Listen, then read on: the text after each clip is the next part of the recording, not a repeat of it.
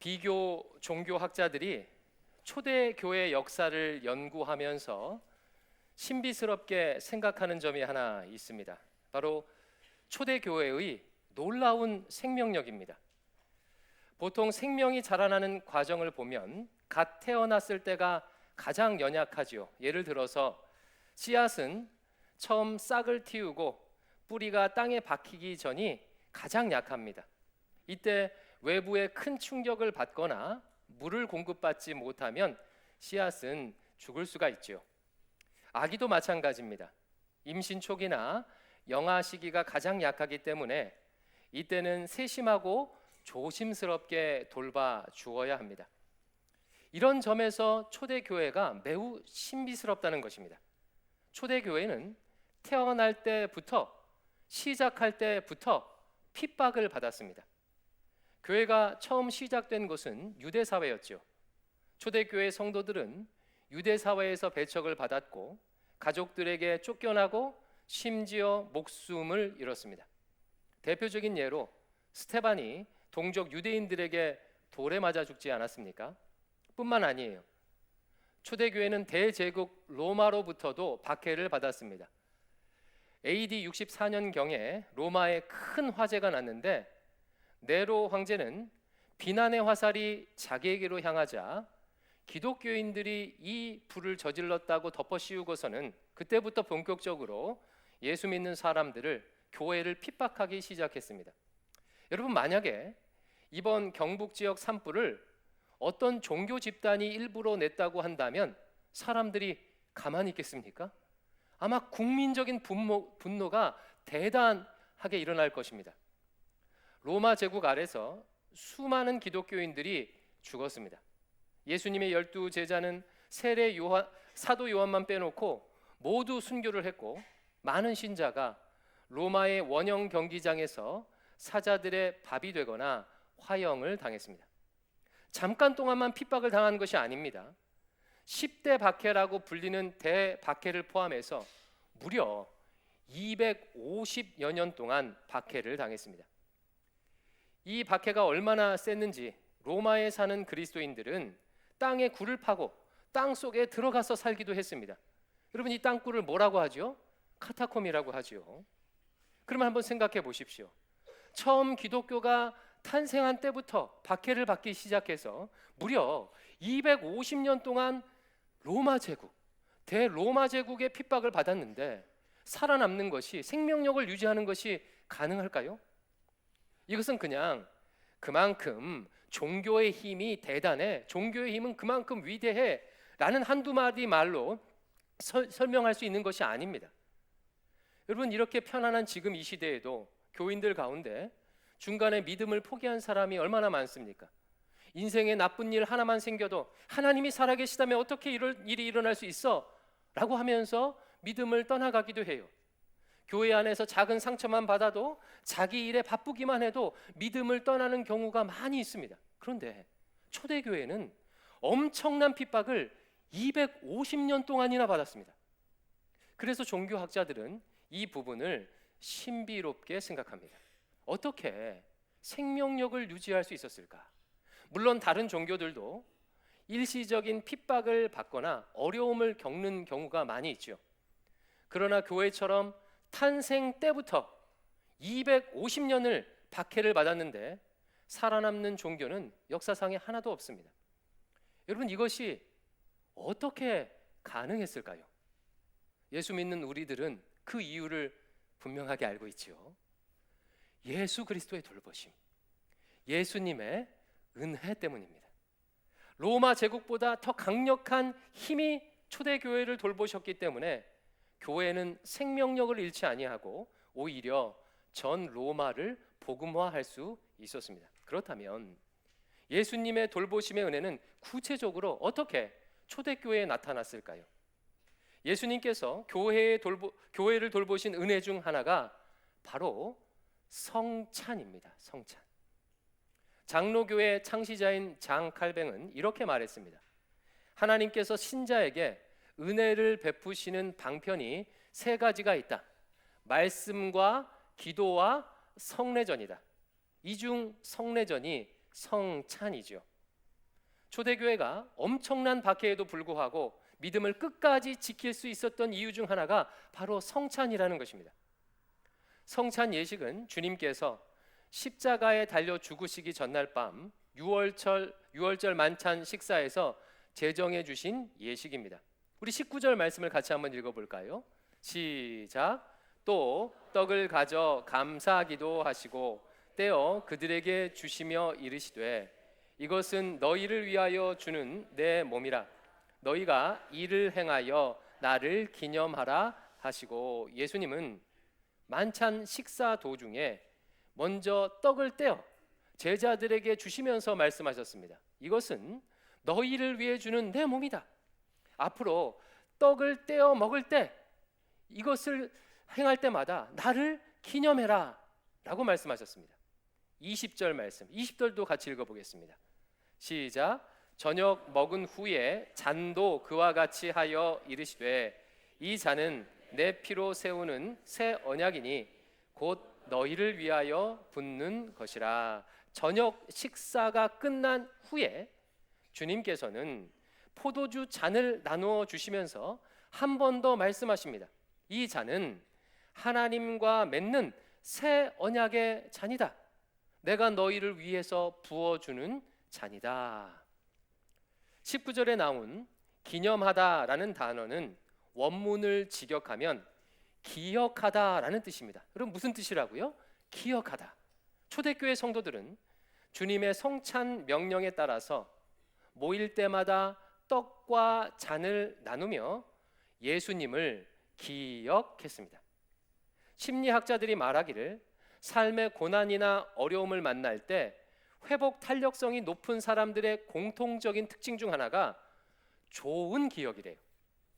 어린 시절에 부모에게 무조건적인 사랑을 받아본 기억이 있거나 고난을 이겨내본 기억이 있는 사람들이 회복 탄력성이 좋고 삶의 난관을 잘 극복한다고 합니다.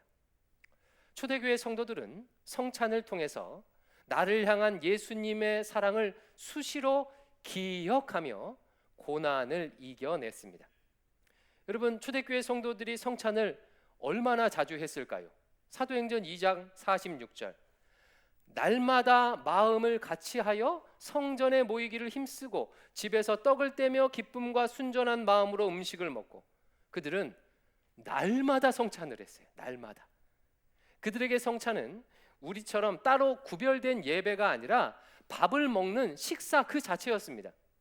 그들은 매일 함께 모여서 함께 식사를 했고 식사의 말미에 떡과 잔을 나누면서 예수님의 살과 피를 기념했던 것입니다. 우리나라 말처럼요, 밥 먹듯 성찬을 했던 거예요. 초대교회 성도들은 날마다 성찬을 하며 주님의 사랑을 기억했고, 바로 이 성찬이 엄청난 박해에도 불구하고 믿음을 지킬 수 있도록 하는 은혜의 보고였습니다. 사랑하는 성도 여러분, 이 은혜는 우리에게도 여전히 유효합니다. 우리도 역시 예수님의 살과 피를 먹고 마심으로 우리의 믿음을 새롭게 하고 고난을 이겨낼 힘을 얻을 수가 있습니다. 오늘 아침 이 성찬을 통해서 이 은혜를 누리고자 합니다. 우리 모두 함께 예수님께서 나를 위해 베풀어 주신 사랑을 기억합시다. 하나님이신 예수님은 나를 위해서 친히 인간의 몸을 입고 이 땅에 오셨습니다. 죄의 종노릇하며 돈의 노예로 살던 나를 구원하기 위해 십자가 위에서 피 흘려 죽으셨습니다. 세상은 나를 자기 이익의 수단으로 대하면서 달면 삼키고 쓰면 뱉지요. 그러나 주님은 나를 목적으로 대해 주셨어요. 세상은 나의 조건을 보고 나의 가치를 판단합니다. 내가 가진 배경, 부, 지식, 출신, 성별, 능력, 외모. 그러나 주님은 내가 아직 죄인 되었을 때에 나를 위해 자신의 생명을 내어 주셨습니다. 때로는 부모조차도 자식을 포기하는 경우도 있습니다. 그러나 주님은 나를 끝까지 포기하지 아니하고 끝까지 사랑해 주셨습니다. 사랑하는 성도 여러분, 이 놀라운 예수님의 사랑을 기억합시다. 혹시 성도님들 가운데 고난을 당하고 있는 분 계십니까? 초대교회 성도들이 겪었던 것처럼 억울한 일에 처하거나 사방에 우겨쌈을 당해서 어디 하나 피할 구멍이 보이지 않는 분 계십니까? 원형 경기장에서 사자들에 둘러싸인 것처럼 주변에서 나를 잡아먹으려고 으르렁거리는 그런 상황에 놓여 있는 분 계십니까? 나를 힘들게 하는 그 무엇 때문에 깜깜한 땅속 카타콤에 사는 것 같은 분 계십니까? 나를 위해 모든 것 내어주신 십자가 사랑을 기억하십시오.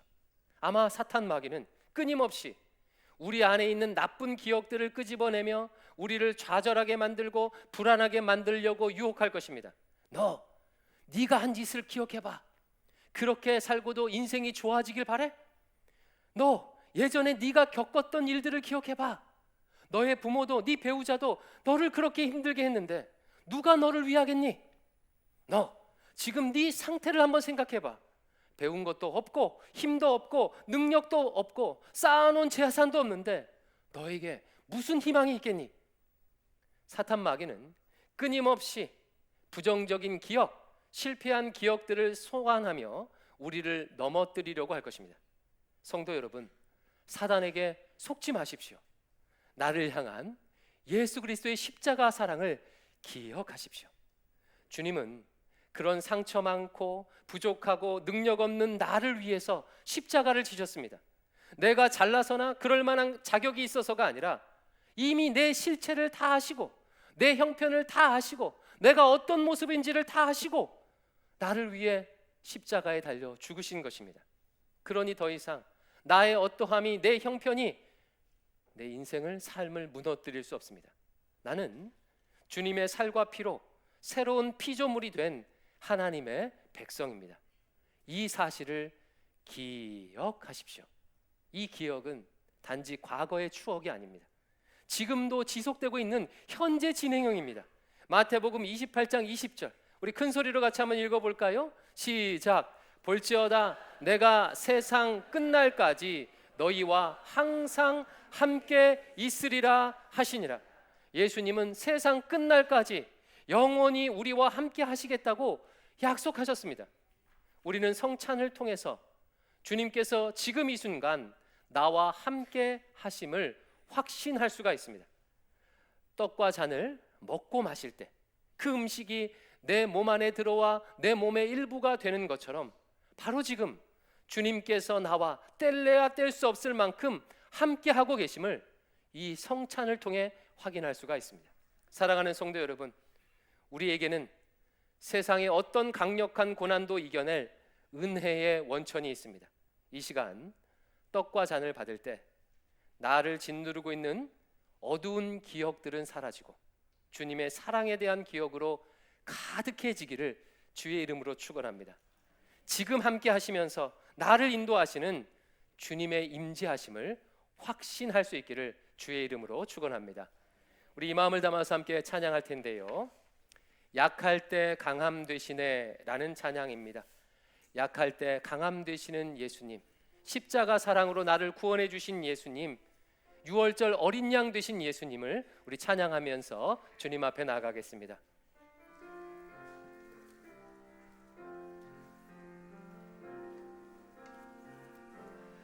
약할 때 강함 되시네 나의 보배가 되신 주 나의 모든 것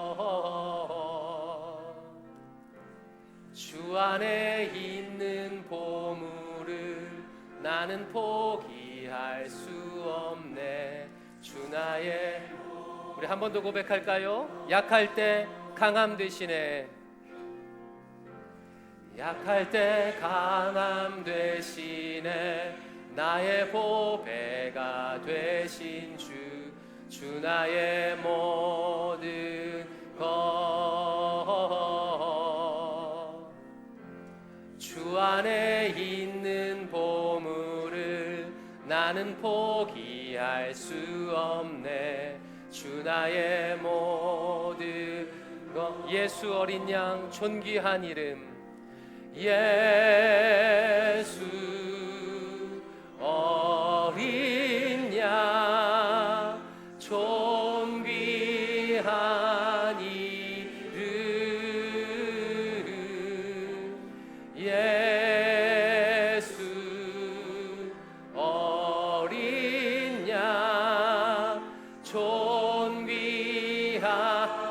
2절 찬양합니다. 십자가 죄사하셨네.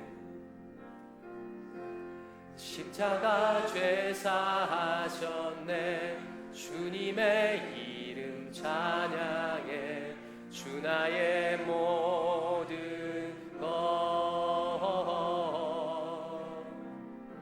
쓰러진 나를 세우고 나의 빈잔을 채우네. 주 나의 모든. 예수 어린 양 존귀한 이름. 예수 어린 양 존귀한 이름. 예수 어린 양 존귀. 한 번 더 고백합시다. 예수 어린 양 존귀한 이름. 예수 어린 양 존귀한 이름. 예수 어린 양 우리 마지막으로 오른손을 가슴에 얹고 고백합니다. 예수 어린 양 존귀한 이름.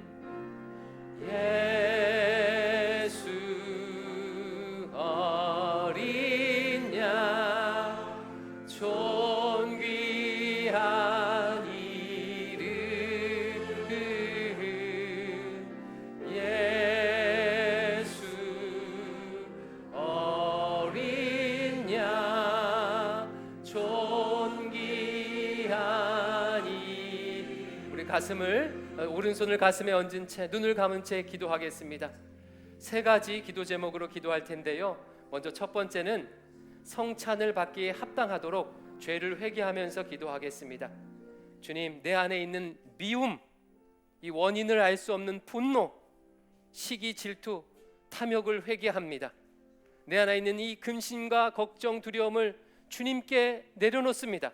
우리 회개의 기도를 먼저 하시고요. 두 번째로 기도할 때는 내 마음을 지배하고 있는 부정적인 기억, 내가 앞으로 나아가지 못하도록 방해하는 그 나쁜 기억들을 주님께서 씻어주시길 부탁하며 기도하겠습니다. 주여, 이 안 좋은 기억으로 인해서 눌려 닿지 않게 하소서. 주님의 보혈의 피로 씻어주시옵소서.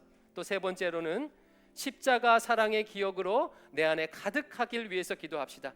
지금 함께 하시는 주님을 누리며 살 수 있도록 은총을 베풀어 주시옵소서. 성찬을 통해 이 은혜를 회복하도록 주여 도와주시옵소서. 우리 세 가지 기도 제목을 가지고 자신의 목소리로 기도하겠습니다. 아버지 하나님,